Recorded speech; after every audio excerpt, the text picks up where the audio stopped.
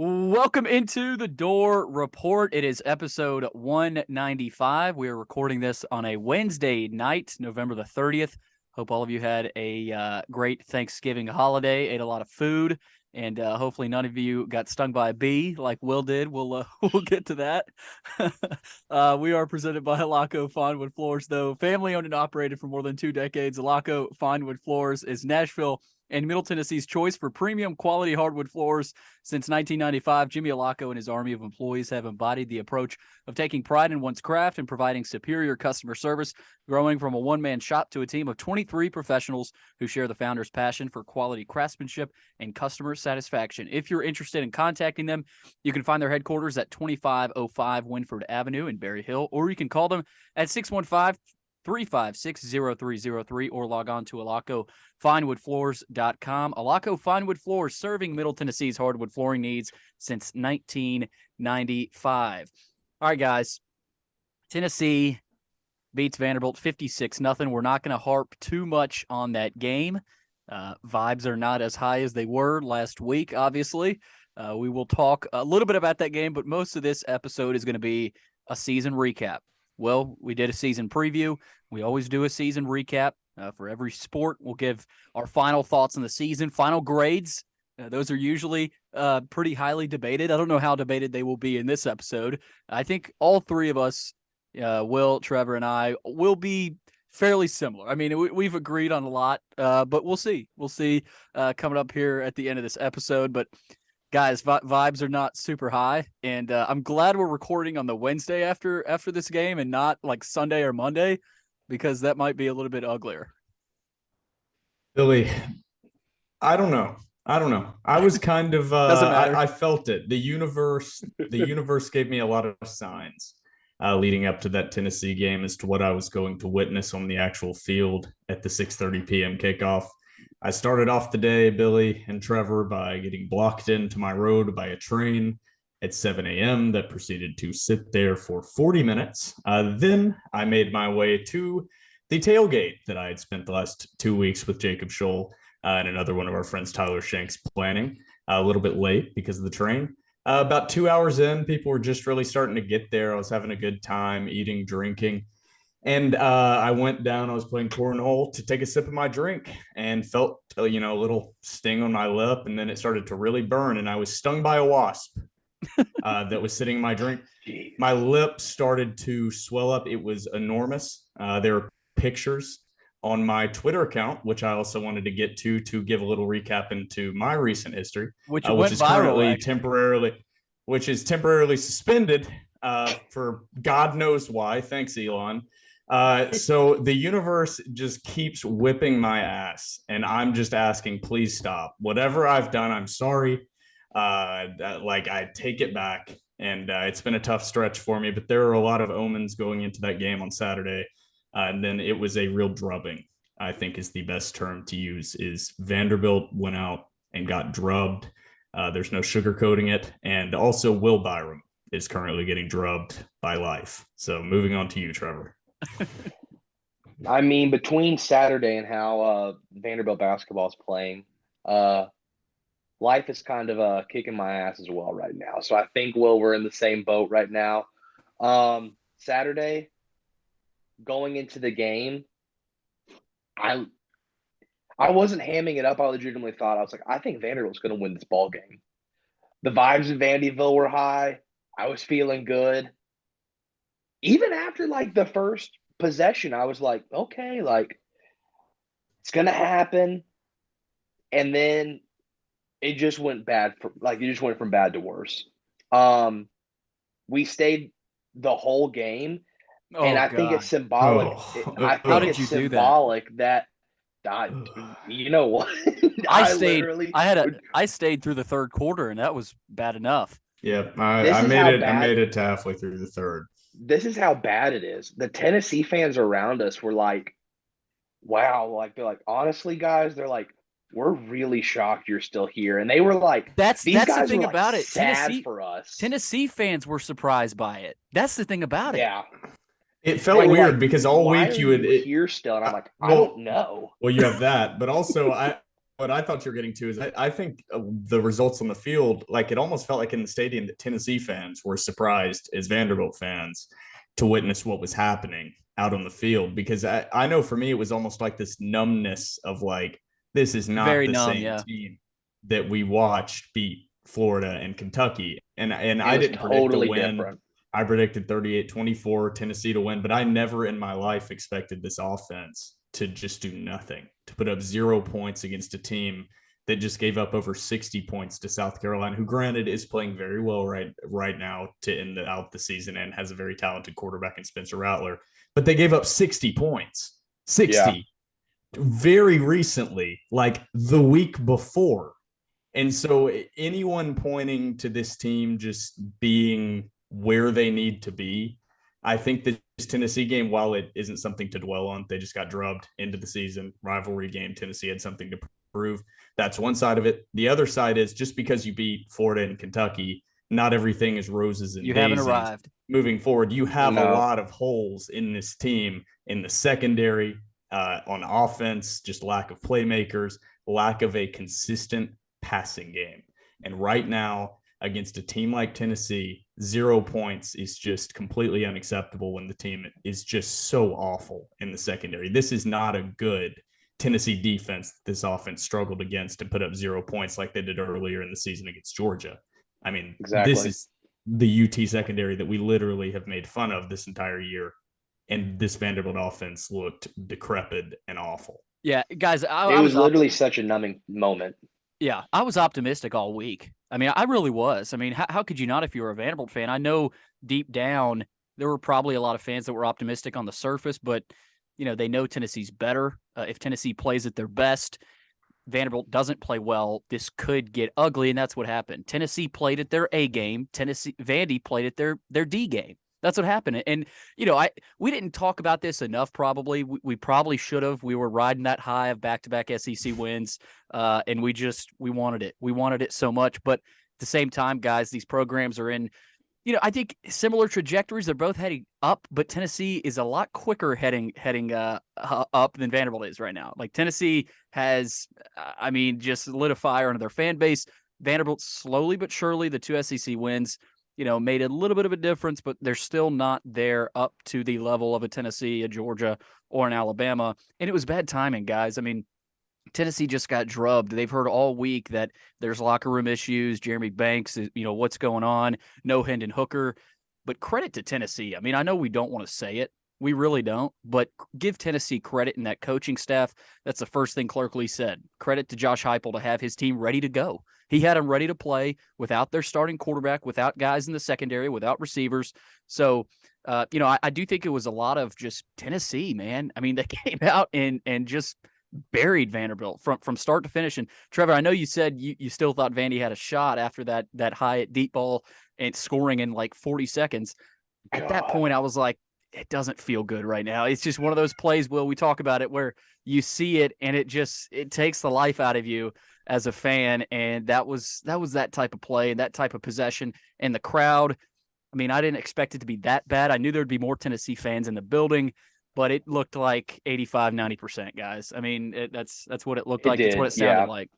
I said best case for Vanderbilt fans, it was 80% Tennessee. Worst case, it was 90% Tennessee. Probably it was 90. 80. I think it was 85. I think 85 if you went fan for fan, because there was still the pocket that was about 80% Vanderbilt in the, friends and family area and in the donors.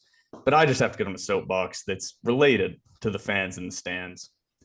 The tickets that are the chairback season tickets in the donor section, the Commodore Club section, or whatever the hell it's called, Vandy United I think I know where you're going. now. Go off. This section, there should never be any fucking opponent's color in the very expensive chairback donor section that us poor lowly fans don't have access to, much less the color of the rival school during rivalry week. That is a very small section. The moment, I don't care how big of a donor it is, Candace Story-Lee, you have the SEC revenue checks coming in that have been absolutely misused by this university for years and years and years and years and not reinvested into this athletics program. If people continue to give away those donor tickets to opposing fans, they don't get to have the fucking donor tickets on the season ticket side. That is a horrible, horrible look for the university to have the only portion of that stadium right now for Vanderbilt that should be 100% black and gold is those tickets right next to the recruits. And they can't even do that. So that is a place to start, is those should never have an opposing fan base's colors, or very, very, very minimal for very, very, very few exceptions. I don't know how you enforce it. This is a soapbox. I know other Vanderbilt fans feel that way. The Vanderbilt fans that gave away those tickets or sold those tickets, shame on you. That's absolutely awful. You are not a real fan if you sold those season tickets on the home side. Well, and this happens in every sport at Vanderbilt now, especially the past few years. Happens in baseball. Have some fucking pride happens in basketball. anything. If it's awful. That's the biggest problem with Vanderbilt athletics right now, guys. I mean, it really is. I talk about this all the time. I try to harp on this. I say, at Vanderbilt, it's not just win and they'll come. It's not. It's different at Vanderbilt. We talk about it. Yes, if you win, you may not have as many orange-clad fans in that section, but no matter, you saw this when Franklin was going 9-4. Tennessee fans still, now not to this extent, you didn't see it, but this has been an issue these past few years, and it's always been an issue, but it's getting worse. It's getting worse, guys, and there has to come a point where the athletic department does something. I don't know. Well, the issue, what the win and it stops thing for me is like it's more than just going 9-4 for 2 seasons and going to 3 straight bowl games.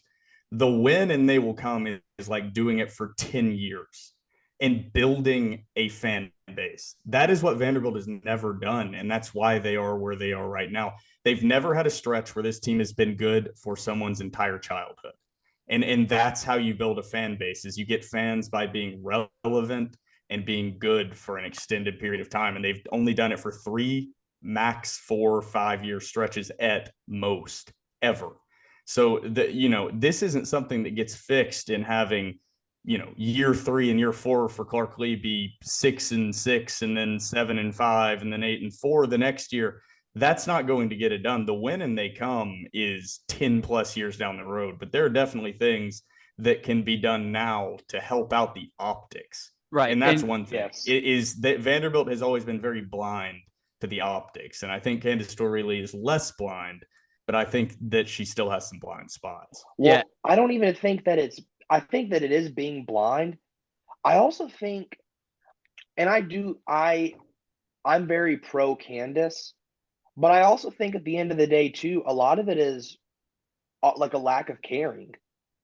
I think if you just want to, and that's been the story of Vanderbilt athletics, is just like at the end of the day, they don't care. I think, granted, I get that in a public health emergency with COVID, students coming back, you don't want to cause a big outbreak. But like last year with the basketball games, that was a travesty. And like you talk about you talk about having fans in seatbacks at football games, having Tennessee fans sitting with the floor at their chin in the student section because you won't let them back into games is insane. Like, and that's just another thing. Like, at the end of the day, Vanderbilt fans want to support the athletic department. They want to support the brass there. I really think they do.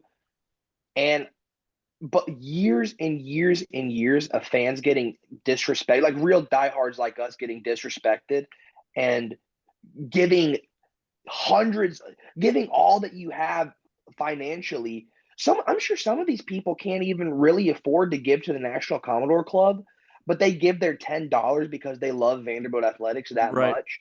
And you don't do anything that you send them. What do you send them? You send them a car decal. We don't care about that. We want legitimate change to where these things don't happen. And yeah, I get like with the locker room renovations. I'm glad that they're happening, but like also like these should have happened 10 years ago at that. Like, I mean, my God, I don't think they had air we are conditioning just for a while being ago. treated like a normal fan base deserves to be treated, or not even deserves, And because yes, I hate the term deserves, but just like how a normal fan base is treated by an athletic department. That let this alone an is it. SEC Like, just athletic department. this is just even not. I would just consider this, what we have seen out of the Vanderbilt athletic department and what we have praised has been simply an average Power 5 athletic department becoming average. And I think that's where you can get stuck, is just announcing these plans, renovating the locker room and renovating these areas is it's great, but it's what should have been done a decade ago. And you're just getting around to it. And just because you're catching up, or kind of catching up from where you had fallen so far behind, as you're catching up, you're actively falling behind, because these other departments are continuing to improve at an even more rapid exponential pace than they have been. So we just need to keep in mind that what Vanderbilt is doing is good. It's not great. And that's just keeping that going and keeping this momentum, quote unquote, as we talk about the bad stuff that's happening, but keep the momentum going. Yeah, and guys, Vandy's probably realistically 8 to 10 years behind the rest of the SEC right now in terms of facilities, initiatives, whatever you want to say. I mean, I think that might be generous too. Yeah, I mean, it might be. I think that longer. might be really generous. But guys, positive news: Vanderbilt has cut the VCU lead to 61-60 late in this game. So hopefully we get something positive. Way ahead of me. Yeah, it's 61-56 on my screen. So. I think. Also, don't want to change it, but that technical on Liam was bogus. Oh, I didn't see that. Oh my gosh, it was. You're gonna get me off track. So soft. Well, we will continue the Vanderbilt football discussion. Before we do that, though, don't forget to follow us on Twitter at @door_report and Instagram door.report. Like us on Facebook. Subscribe to our YouTube channel. Our podcast is available on Anchor, iTunes, Spotify, and Google Podcasts. And while you're at it, give our podcast 5 stars and review on iTunes. All right, let's get to the Vanderbilt football season recap. All right, guys, I think we got most of our Tennessee thoughts out of the way. There's really not much else to say about that one. So this is going to be interesting. This is going to be probably a lot of rambling, but I want to keep it somewhat structured. We'll save our final grades for the last few minutes of this episode, but I want to start, guys, by what we were most surprised by this year, because, I mean, I think this needs to be a podcast where we talk about the positives of this season, even though it's hard at this point to do that. This team went 5-7. They won 2 SEC games. I mean, yes, it's hard to do this right now, but I think if you take an overall bird's eye view approach and look at this season, I have to call it a success, because I thought it would be 3 wins, maybe 4. So I think from an overall bird's eye view approach, as tough as that is to say, you played arguably the toughest schedule in the country. I mean, you played Ole Miss, Alabama, Georgia, South Carolina, Tennessee. Like, it's hard to pinpoint. Ranked Kentucky team, right? Wake Forest, yeah, ranked Kentucky, a Florida team that is going bowling, a Missouri team that's going bowling, a really good Hulan team. Can't forget about them. I think they won 8 games. So Hulan, they went to their playoffs. Yeah. So in Hawaii, won 3 games. But no, guys, I think you look at the schedule and you say, man, they got 5 wins out of this. It's a pretty damn good job. That's a pretty damn good season for Vanderbilt standards in year 2 of Clark Lea. Now, there's a lot to talk about in terms of the steps this team needs to make still, this program needs to take. And I do want to get into that, guys. I want to get into the transfer portal, recruits, just things like that. But from this season, guys, I was most surprised by the resolve, the resolve and the mental toughness of this team. I mean, I swore to myself Vandy wasn't going to win another game after that South Carolina debacle.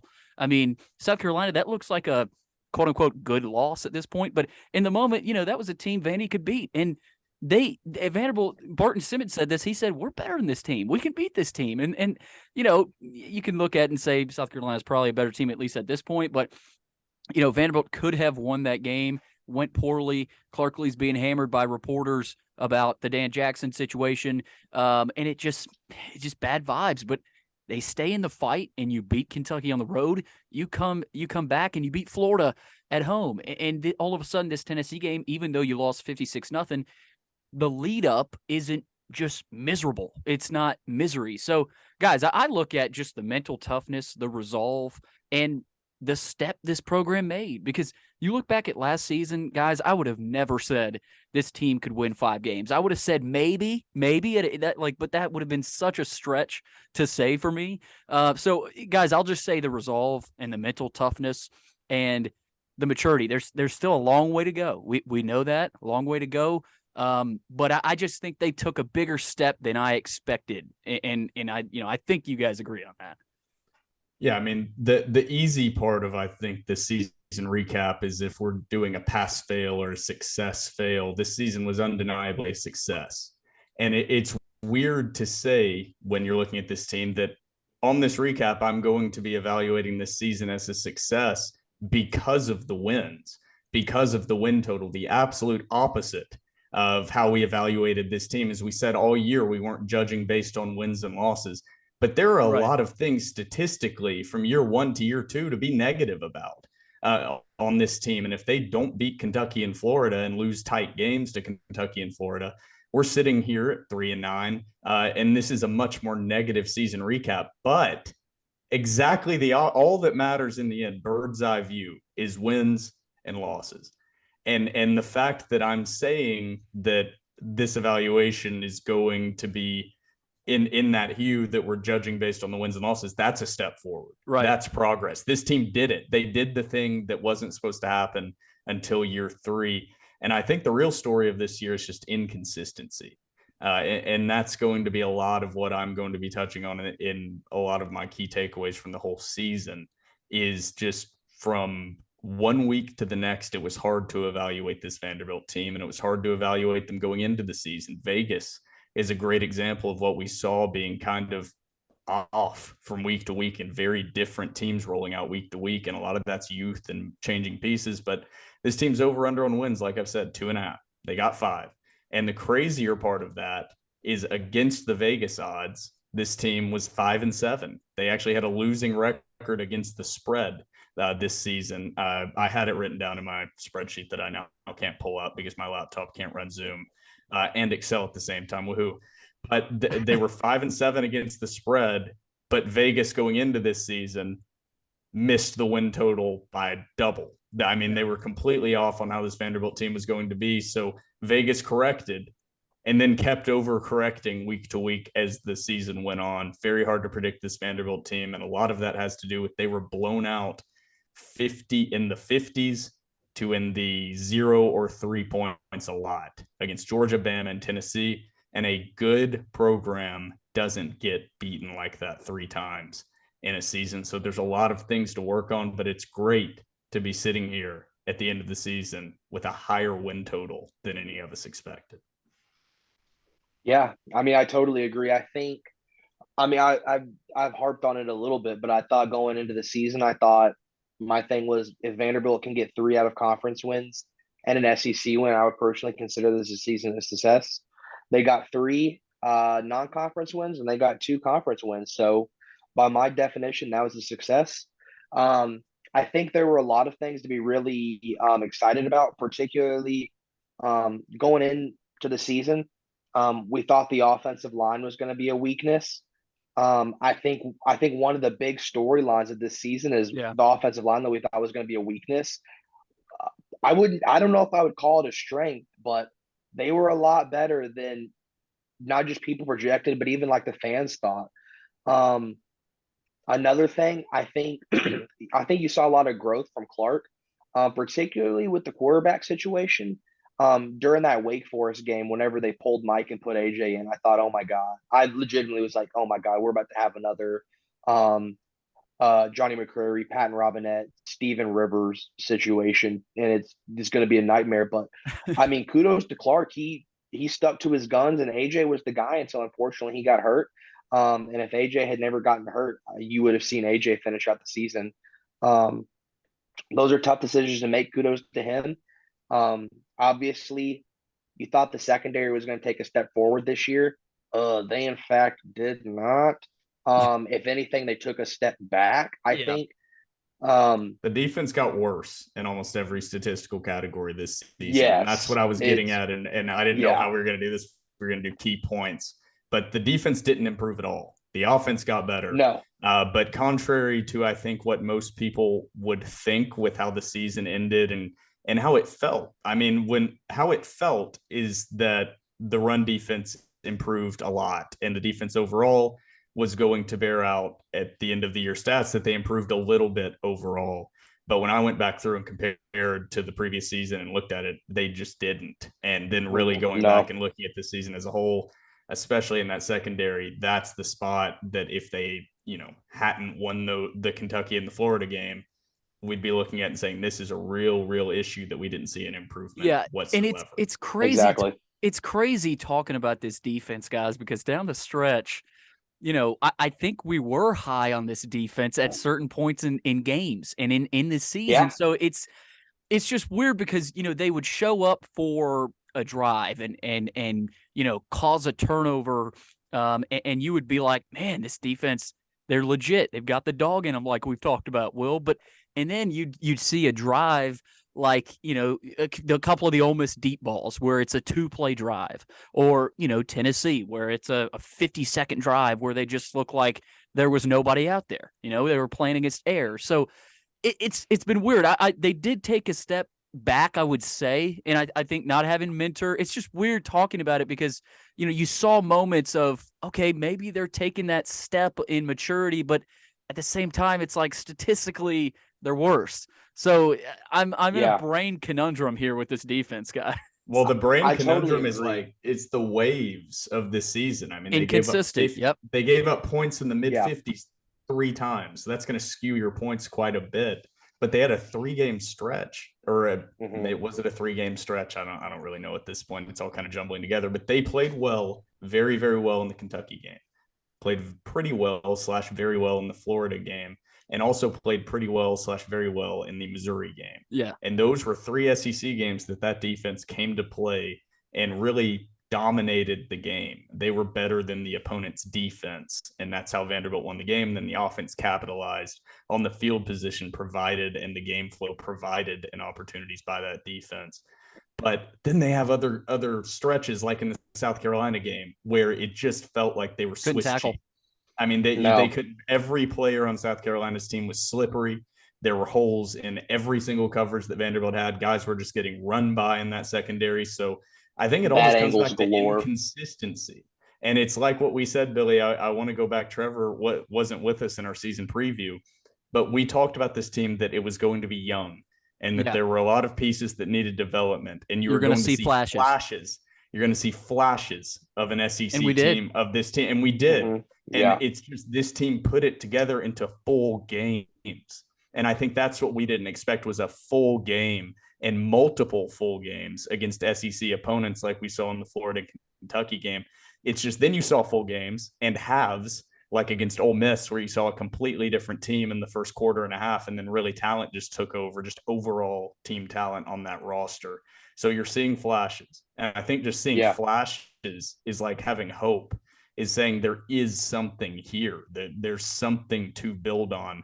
And I think that's the biggest thing is you were really floundering after an 0-9 season, literally having to forfeit your last game. There was nothing to build on when Clark Lea got here. There was barely anything to build on after his first season as the head coach. There's something to build on this offseason. He has something to recruit with now and something to tell these guys in the locker room. There's success to be had on here, even though there are clearly issues. Let me ask you guys this. I saw a tweet. I think you guys probably saw it too. And it was a tweet from this 24/7 sports guy saying, what a turnaround from Clark Lea. Stanford needs to hire that guy.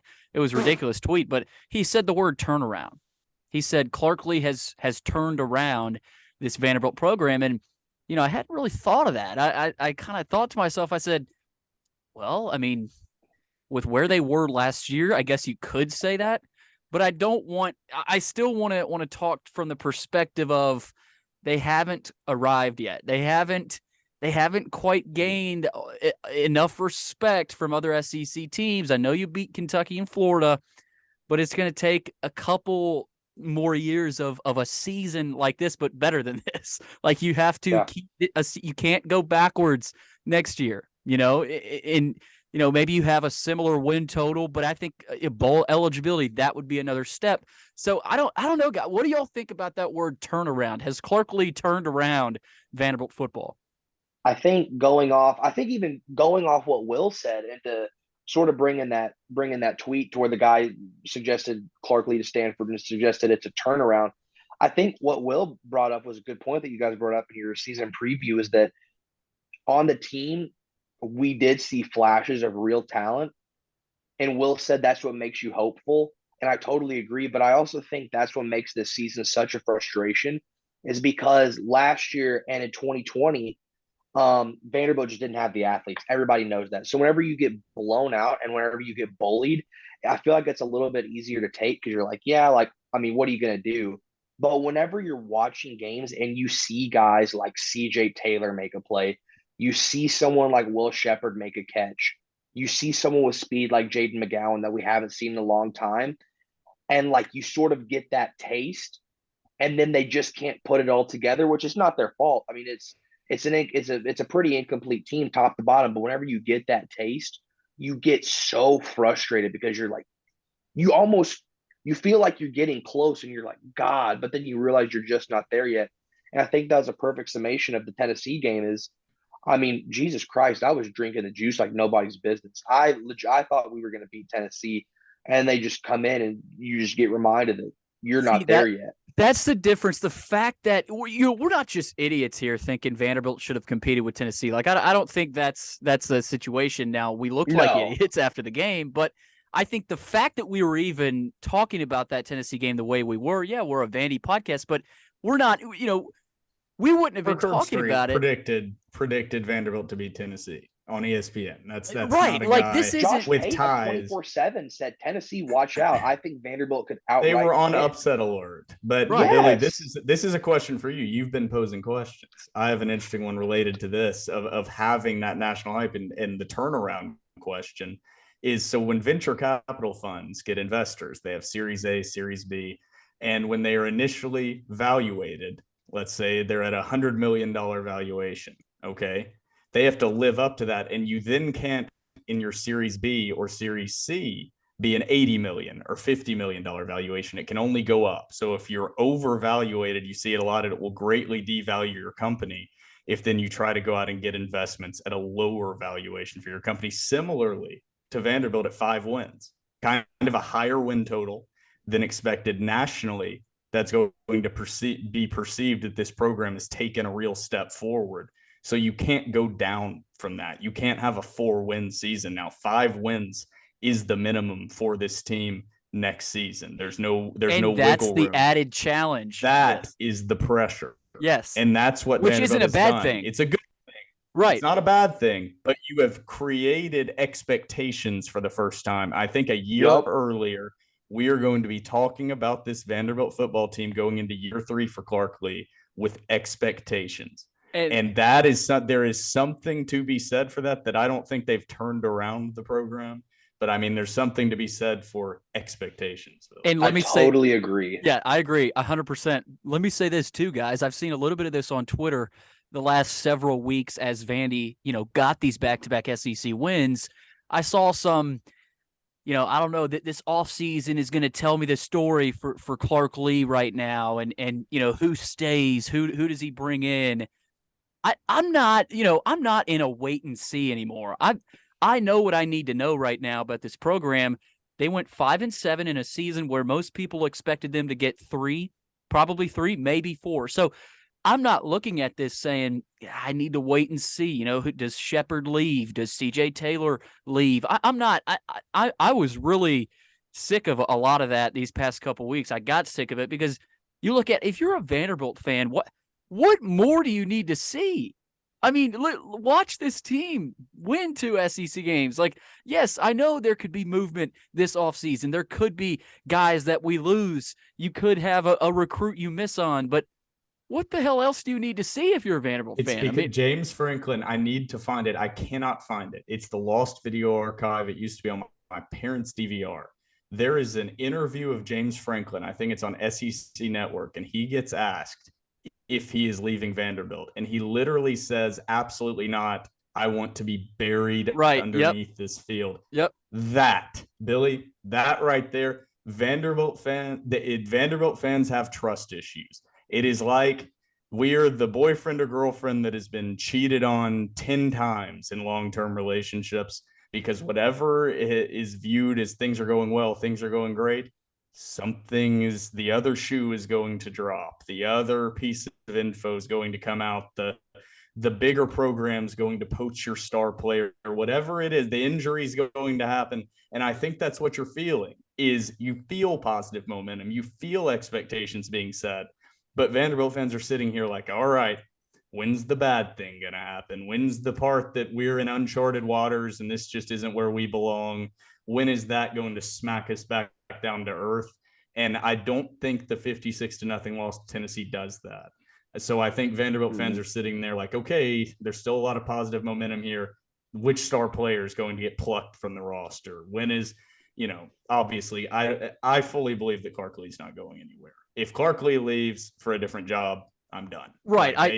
That's another thing I want what to you're get at. saying. Is like, I'm confident that Clark Lea's not going, but the star player thing, I think people were looking for something like in the CJ Taylor tweet where he said, "Thanks for the memories." I don't think he meant that, how it was taken. And he tweeted, he said, "Don't look too far into it." Yeah, I don't think it was a well-phrased tweet, but Vanderbilt fans, that you're scared just the hell out of them. Yeah, the CJ Taylor, the guy on defense that looks like he's going to be a type of player that we have never seen ever. I mean, that's what CJ Taylor, I believe, has potential to be. And this Vanderbilt defense has had some very talented guys. So that's what Vanderbilt fans are sitting here like. It's just too good to be true. To be a program on the rise is just, it's not supposed to happen to us. Well, and two, like, I don't want to say this thing as what you just said is like a uniquely Vanderbilt thing, but like what you brought up with James Franklin, like, oh, I want to be buried under Vanderbilt Stadium. This even happened to our parents in the 90s with Jerry DiNardo, who had like a Vanderbilt team on the rise and then just freaking up and left. I remember talking to my grandmother one time. How my dad got in Vanderbilt athletics is my grandmother was a big Vandy fan. She always used to tell me about this little Jerry DiNardo pen that she had that said Jerry DiNardo for president. She said the moment she left, she snapped it. So this isn't just like a people our age thing. This is like, it's almost like rooted into the Vanderbilt fan psyche to where you're like, you get that little like taste and you're like, oh God, this is too good to be true. And the thing is, like, most people would think we're being negative, and most people would say we're being, pessimistic. But truly, this is uniquely Vanderbilt, and maybe like Rutgers possibly, but like we've never been wrong. Like, never has it worked out. That's the thing, is you can't really point to anything and say, well, in this situation, you're just kind of being a biased fan. I'm like, no, it's literally never worked out. The call never breaks in Vanderbilt's favor. The wins never happen. It just never happens that way. The injury always happens in whatever sport it is, what makes Tim Corbin and that baseball program so special. That's separated out. They're not included here, but it's what also made the 2012 SEC championship in men's basketball so special. It's kind of the only thing you can point to in Vanderbilt athletics, major athletics outside of the baseball program. That didn't feel real. That still is like, that has kept us alive. I mean, as Vanderbilt fans, that's the only tangible piece of success that Vanderbilt men's basketball or football have had, is the men's basketball SEC tournament championship in 2012 with that beautiful, beautiful team. Yeah, guys, I'll say this too, and we'll get more on this season, but for me, Clark Lea, and I think all you guys agree, all you guys, you two, and most fans, I think, listening would agree with me right now, but Clark Lea, after that Kentucky game, the emotions that he poured out, it almost like it hit me not just at the surface. It was like, we haven't felt this from a coach really in any sport. That type of emotion and that type of just dedicate. I mean, he was pouring it out, guys. He knew they needed that win, and they got it. They got the win. So for me, it was like, man, like he's not leaving.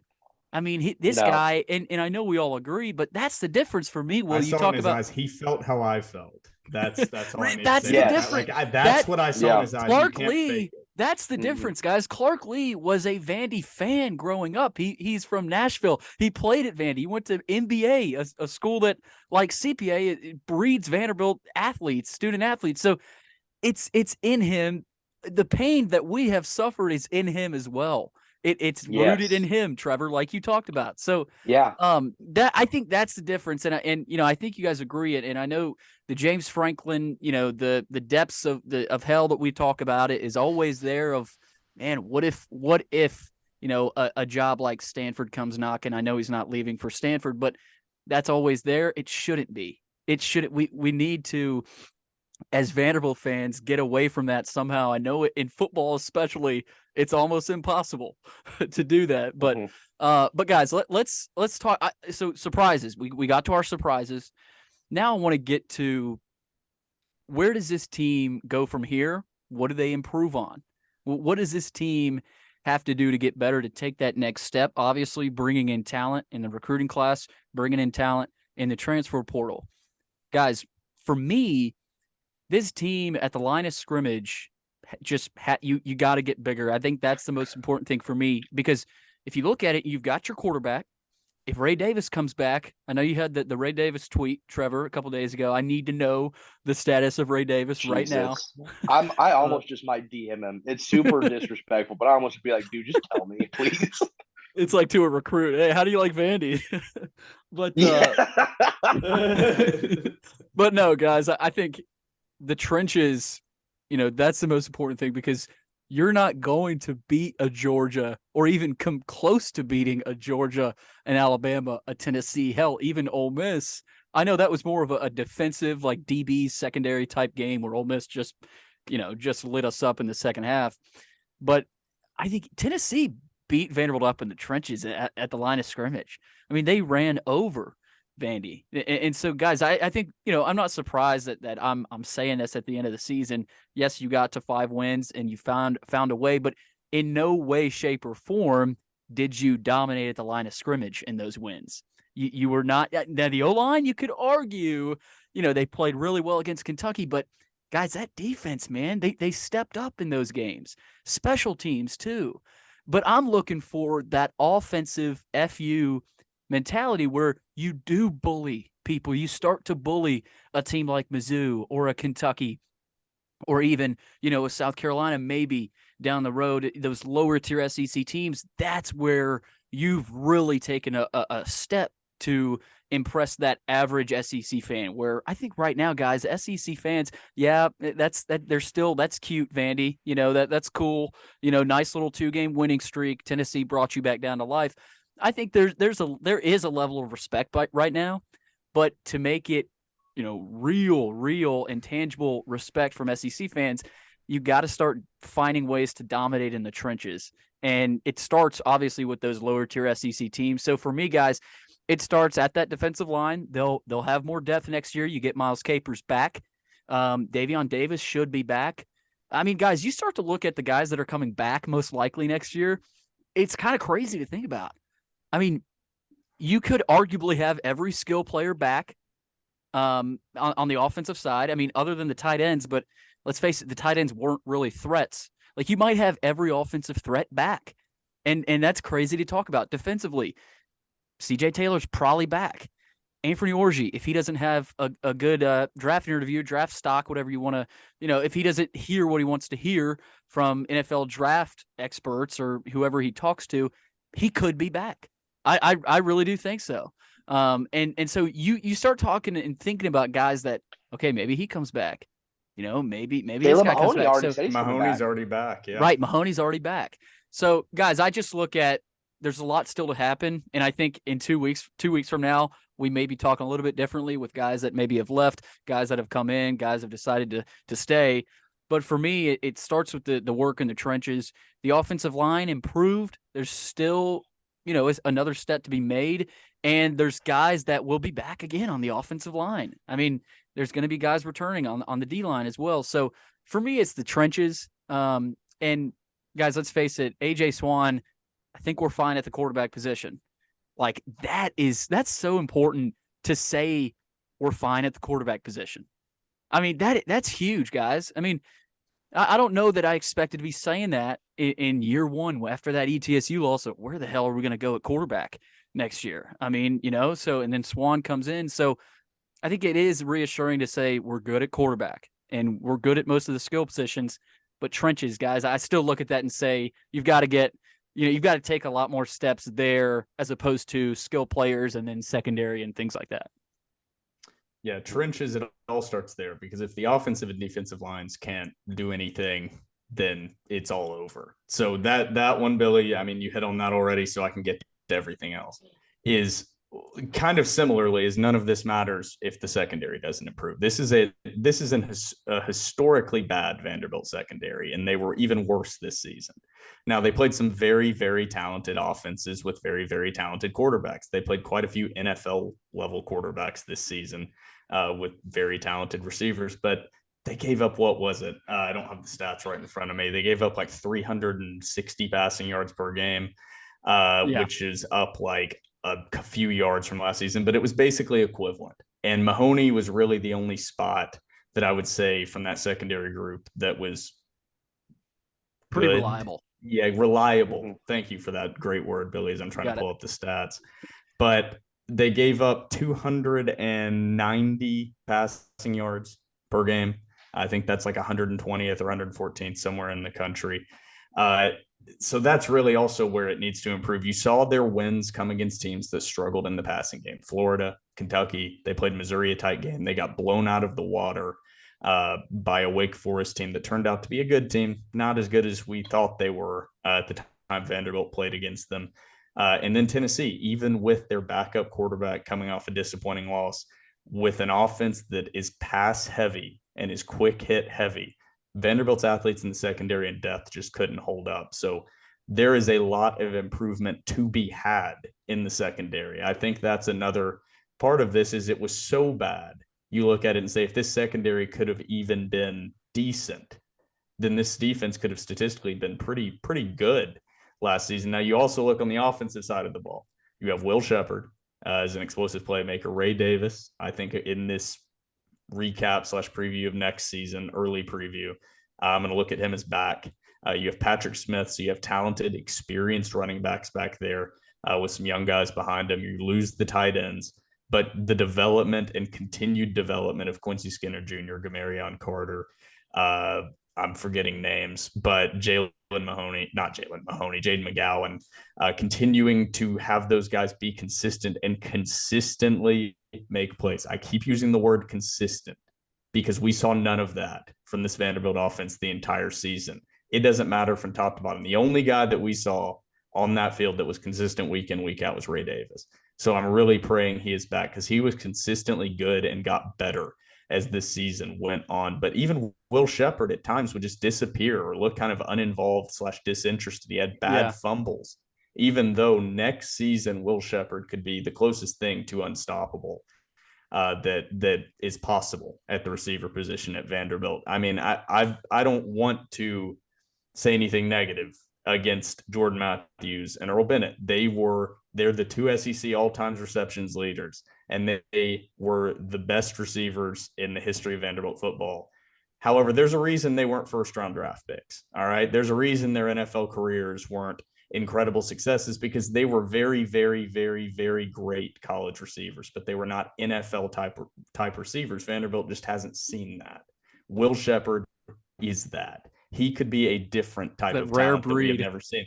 However, none of that is going to come to fruition if Quincy Skinner Jr. and Jaden McGowan and Gamarion Carter can't develop and get open against one-on-one coverage and not allow opponents to just completely bracket Sheppard on single side coverage. That's going to be the difference in this offense. And you said we're set at the quarterback position. I do agree, you know who the starter is going to be, but A.J. Swann has a lot to prove. And a lot of this offense, especially when you don't have a running quarterback, we're going to see what A.J. Swann has. We haven't seen him against lesser opponents early in the year, really. We saw him what he could do against NIU. I think it's going to be really good to see him as the day one starter, getting all those reps throughout camp with the number ones, and then getting some warm-up games. I won't ever call them true warm-up games or gimme games at the beginning of the year. Alabama A&M. That early schedule next season for Vanderbilt is friendly, I will say. Even the SEC games that they play early in the year are friendly, that first 6 games of that schedule. So getting him reps early and getting him in sync before he hits the gauntlet in the SEC later on. But the schedule's a little more forgiving for Vanderbilt next year. So a lot of these things early will get to be worked out. We'll see what this team has, but the secondary, Billy and Trevor, I mean, I expected a little bit of improvement this season, and it got worse. Now, granted, that was staying in games. Like, now, this is the weird part of the stats. I also want to add the caveat of teams had to throw more because Vanderbilt was able to remain in games because their offense improved. So maybe it wasn't like they got worse, but a lot of it was skewed because last year Vanderbilt just got blown out in so many games that a lot of those late stats towards the running game. So I want to add that in there as well. Exactly. I think, I mean, the most glaring one is the secondary. I think I think in the portal particularly, you're going to have to address something at safety. I think Derrick Wright is really talented, but I think if you can get a safety, I think you can probably move someone like him back to a true linebacker position instead of that like star anchor kind of hybrid. I'll also say, one of you guys brought up Miles Capers. Yep.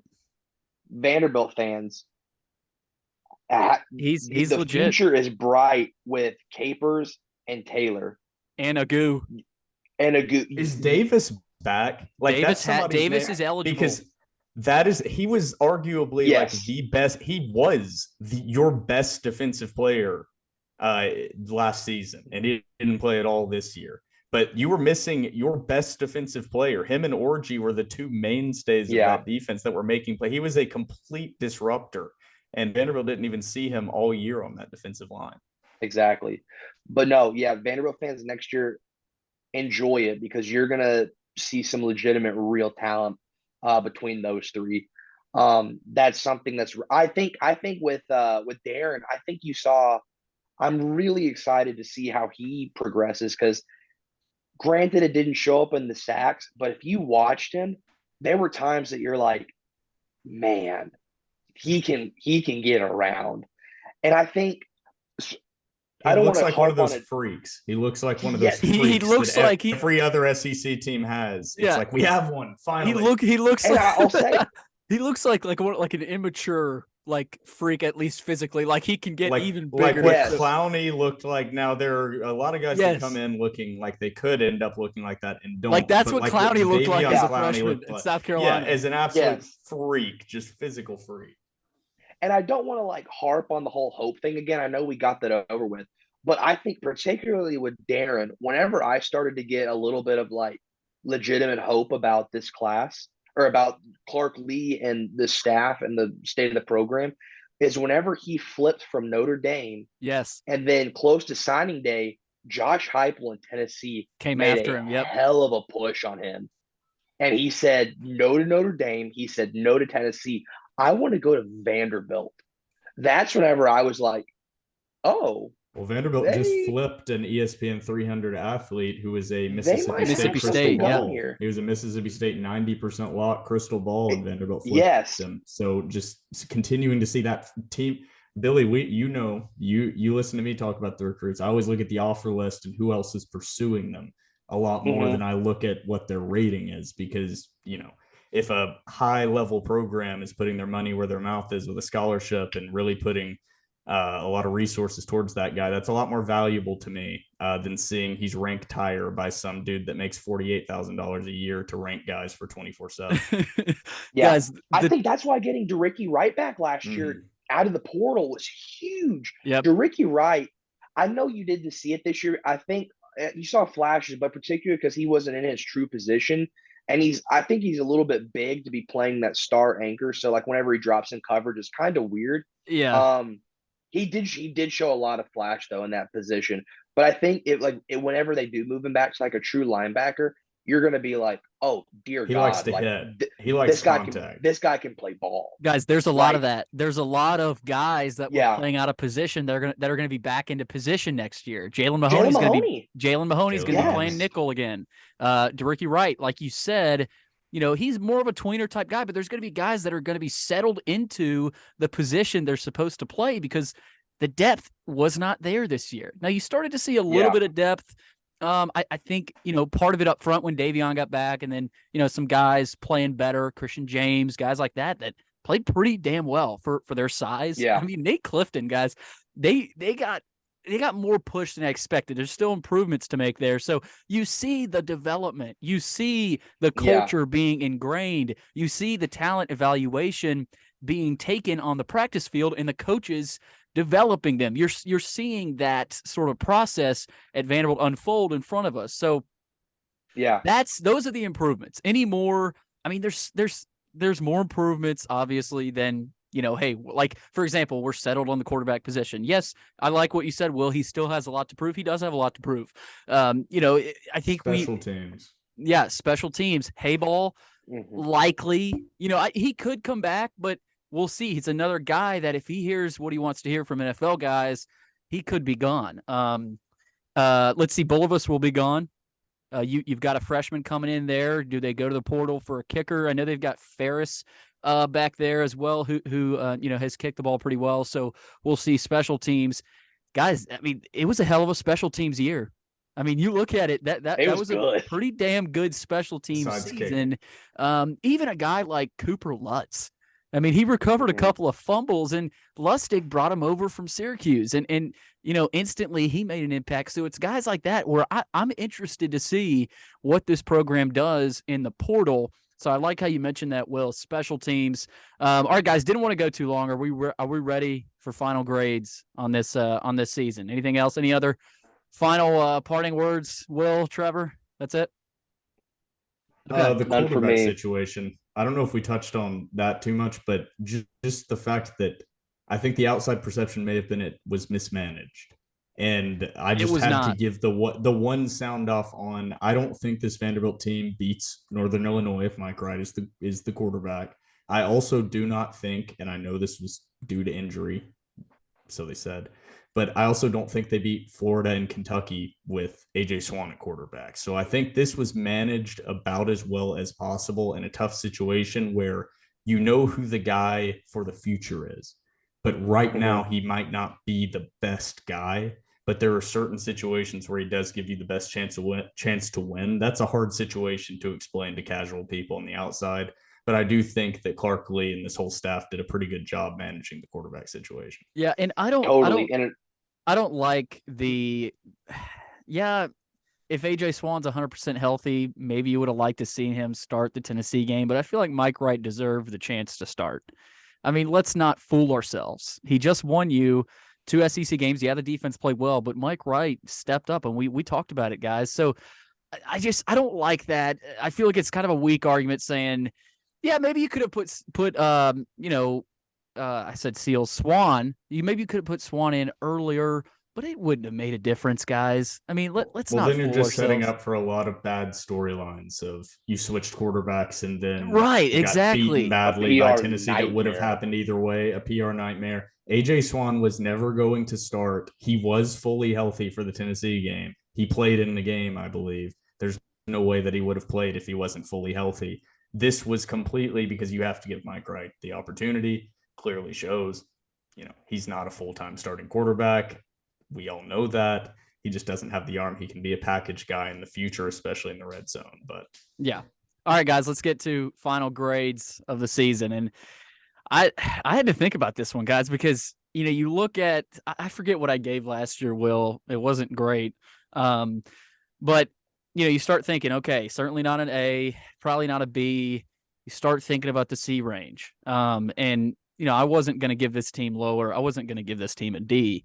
But I decided to give this team I was going to go C, but I'm going to go C+. I'm going to go C+ with this team because if Vanderbilt wins 4 games, I'd probably go C. I mean, because you look at it and you say, okay, 4 wins, it's hard to call that a success, but you still exceeded expectations. But I go C+ because of the big step we talked about earlier. Well, that step that you didn't necessarily expect if you're a Vandy fan. I mean, you go on the road and beat a ranked Kentucky team. You beat Florida, a team that was superior than you athletically in every way, and you beat them at home. Yeah, you're not there with a Tennessee and Alabama or a Georgia yet, hence the C. You know, if Vandy competes with those teams, I probably put them in the B range.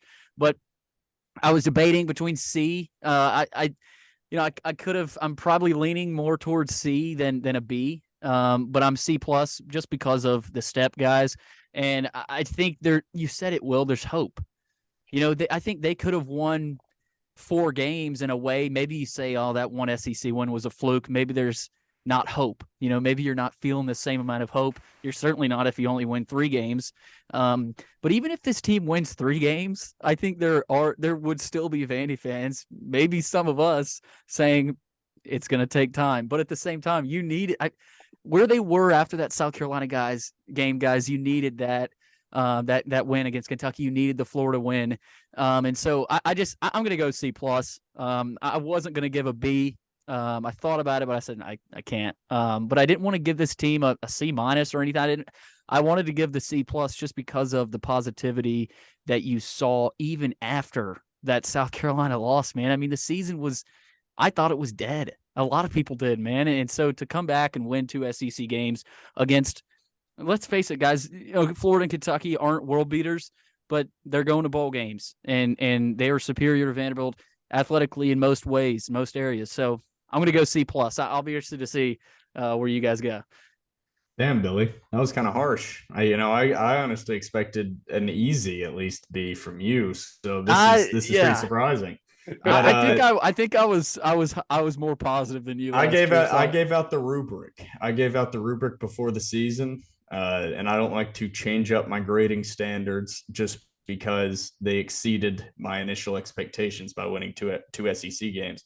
When this team was sitting at 3-6, going into the last 3 games of this year, which were a roller coaster, ending with a 56-0 loss to Tennessee, I would have put this team at a C- if they would have played those games, relatively competitively, lost to Tennessee by 3-4 scores. Would have put this team at a C- because before this year, we laid out the over/under at 2.5 wins.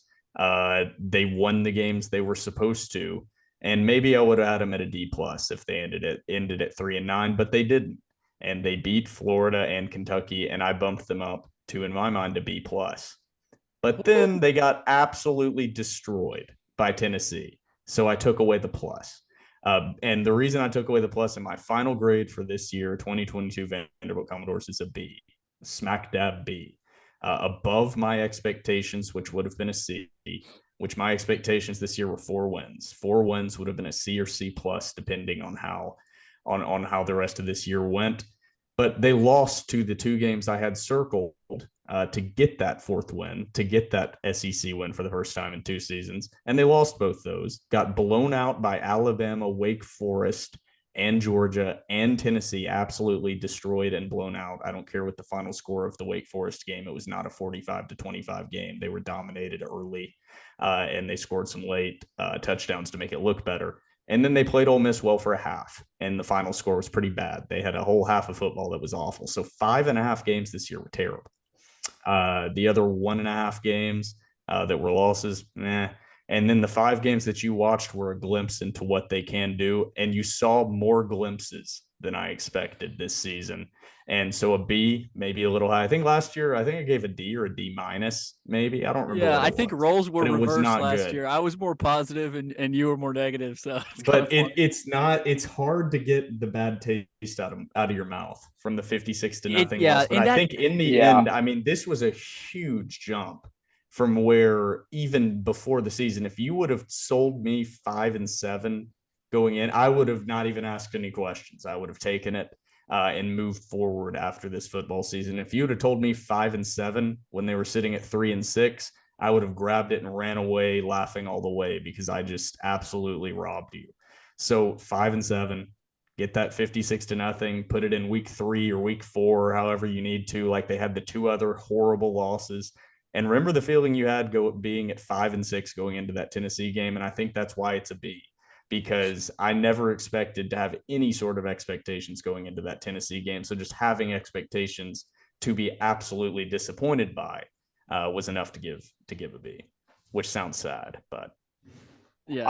I'm shocked. I thought I was going to be the sunshine pumper and give Vanderbilt the highest grade, and I thought Will would give the lowest. Yeah, me too. Will, you're gonna give the highest grade. When you double your preseason win expectations, I mean, you got to give at least an above average grade. I'm just shocked. I'm not far behind you. I'm gonna go B minus.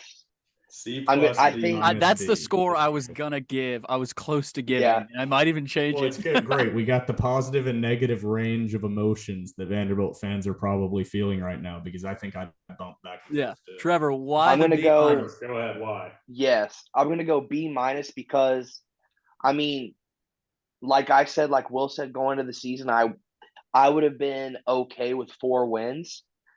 You got an extra win. And then if you just look at the trajectory of this team from the past couple of years, I know Clark wasn't here in 2020, but you go from 0-8 or 0-9 to whatever. You didn't win a ball game, to 2-10 to 5-7. That's if you look at a graph, I'm not a math guy like Will, but if you look at a graph, that's going up. That is exponential growth, I think is what it's called. I don't know. Buy stock now. Yeah, but I mean, if you look at that, I mean, that's progress. And I think there were games to where they really disappointed me. I think the Wake Forest game, they disappointed. Obviously, we've hammered at home. The Tennessee game, Mizzou and South Carolina were all disappointments.